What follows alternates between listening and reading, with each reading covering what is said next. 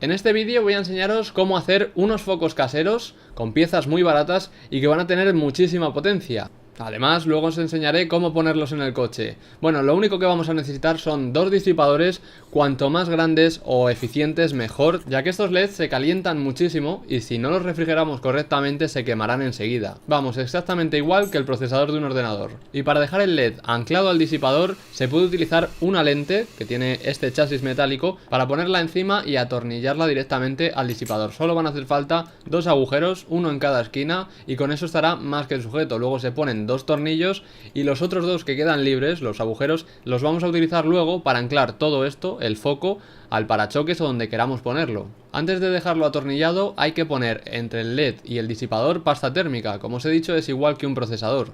Y un consejo es marcar qué lado es el positivo y cuál es el negativo, porque luego cuando pongamos encima la lente no lo vamos a ver. Al poner la pasta térmica como una bolita en el centro, luego cuando pongamos esto encima y lo apretemos, se va a dispersar por toda la superficie y va a quedar mucho mejor. Para apretar estas cosas se hace en cruz. Primero apretas uno de los lados, luego el otro, y así vas cambiando para que vaya bajando de manera uniforme. Con solo dos tornillos se queda perfectamente sujeto y, como veis, al haberlos apretado, la pasta térmica sobresale por los bordes. Eso significa que está bien dispersa y hace buen contacto. Ahora tenemos que coger un par de cables y tienen que ser bastante gruesos porque esto tiene mucha potencia. Si pusiésemos unos finos igual se quemarían. Hay que soldarlos en los contactos metálicos del LED, tiene uno a cada lado. Lo suyo es echar un poco de estaño primero en el metal y un poco en el cable, luego juntarlos, apretar con el soldador y se quedan los dos bien unidos. Como podéis ver, no se trata de soldadura de precisión, es un contacto bien grande de metal y el cable también, así que hasta con el soldador más malo y cero habilidad se puede hacer. Lo único que tenemos que conseguir es que los cables se queden ahí y que al tirar no se caigan.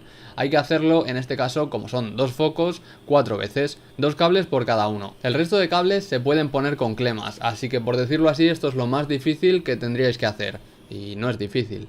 Ahora vamos a necesitar ponerles unos controladores, porque estos LEDs son muy potentes y no funcionan a 12 voltios, sino más o menos al triple. Así que hay que ponerle a cada uno un aparatito que aumenta el voltaje.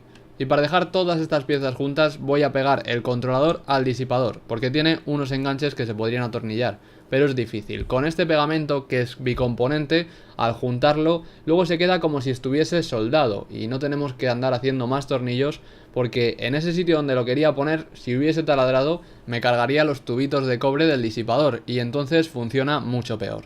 Otra opción sería conectar estas plaquitas al cable y esconderlas por ahí, pero bueno, yo quería tenerlo todo compacto en el mismo sitio. Lo único es que el pegamento este tarda entre 24 y 48 horas en secar, pero luego se queda sólido y no hay quien lo mueva. Así que tras esperar un día, luego ya podemos poner los cables que van puestos en la placa con tornillos y solo tenemos que fijarnos cuál es el polo positivo y negativo que también viene dibujado en la placa. Luego tenemos que coger un multímetro para medir el voltaje de salida.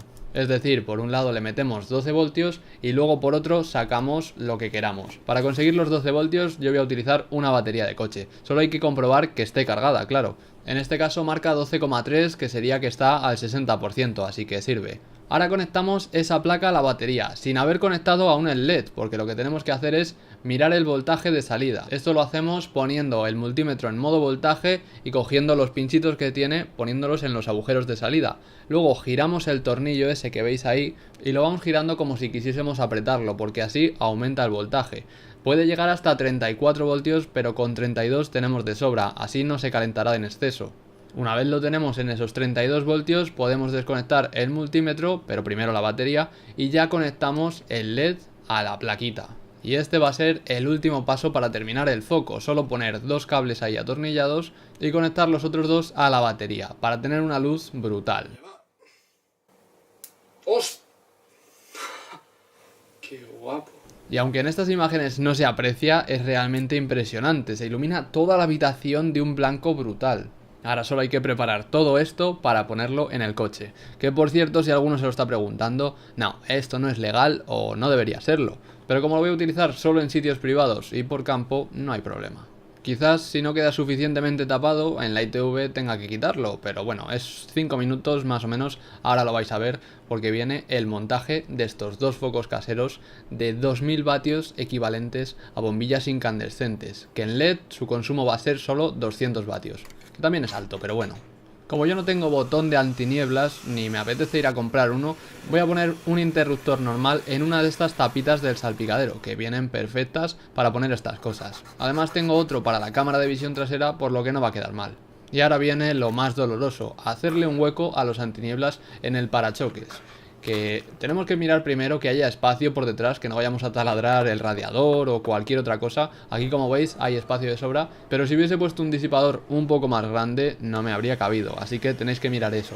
Y ahora es cuando cogemos el taladro y una broca de estas que hacen circulitos cada vez más grandes para hacer un agujero del tamaño exacto o lo más aproximado posible, para que no quede sobrantes por los bordes. Para esto lo ideal sería comprar una broca de esas de Corona y hacer el agujero del mismo tamaño, o hacer también una plantilla y no tener que ir así a ojo. Pero bueno, yo fui poco a poco quitando 1 milímetro cada vez y al final quedó muy bien. No está perfectísimo, pero con comprobar que se puede asomar nos vale. Luego, si no, podríamos ponerle silicona para que quedase estanco. Ahora, ¿os acordáis que habíamos utilizado 2 tornillos solo para anclar el disipador con el LED? Bueno, pues los otros 2 tornillos van a ser para dejarlo aquí sujeto. Y si creéis que 2 tornillos no son suficientes, he visto faros oficiales solo con uno, o incluso los intermitentes de esta furgoneta que van sin ningún tornillo, solo a presión. En este caso, en vez de utilizar los típicos tirafondos, que si los atornillas desde fuera se quitaría el foco en un segundo, entonces no lo roban, voy a utilizar los que van con tuercas, que ya hay que coger un alicate y apretar desde dentro para que no se mueva, porque si no, giraría sobre sí misma. Es un antirrobo decente. Y así quedan una vez puestos. No están perfectísimos, pero a la distancia más o menos de estar de pie se ven genial. Ahora toca cablear esto para que podamos encenderlo al pulsar un botón. Y parece difícil, pero para nada, es un circuito básico. Lo único que hay que hacer es coger los cables de cada foco y llevarlos a la batería. Lo colocamos así por debajo para que esté el cable sujeto en estas típicas pincitas, o si no, le cogemos unas bridas o lo que sea, para que no esté suelto, ya que con las vibraciones del motor, si no, al final podemos ver el cable por abajo y puede ser un problema. En esta furgoneta la batería está en el lado del conductor, así que hay que coger un cable más largo en el foco que está en el lado del copiloto, el otro más cortito, y luego pasarlo hacia arriba. Y aquí al lado del filtro de combustible he visto un huequecito muy plano por el que pasar los 4 cables y que se queden súper bien, pero vamos, hay huecos por todas partes por los que pasarlos y no sería un problema en ningún coche, yo creo. Lo único que hay que hacer ya es poner la clema esa que habéis visto y pasar los cables al habitáculo, que esto sí que es un poco más difícil, sobre todo de explicar, porque cada coche supongo que será diferente. En este caso tienen unos taponcitos que van directamente al fondo de los pies del conductor, pero supongo que la mayoría de coches tienen algún huequecito similar. Si no, podéis buscar en Google pasar cable y el modelo de vuestro coche.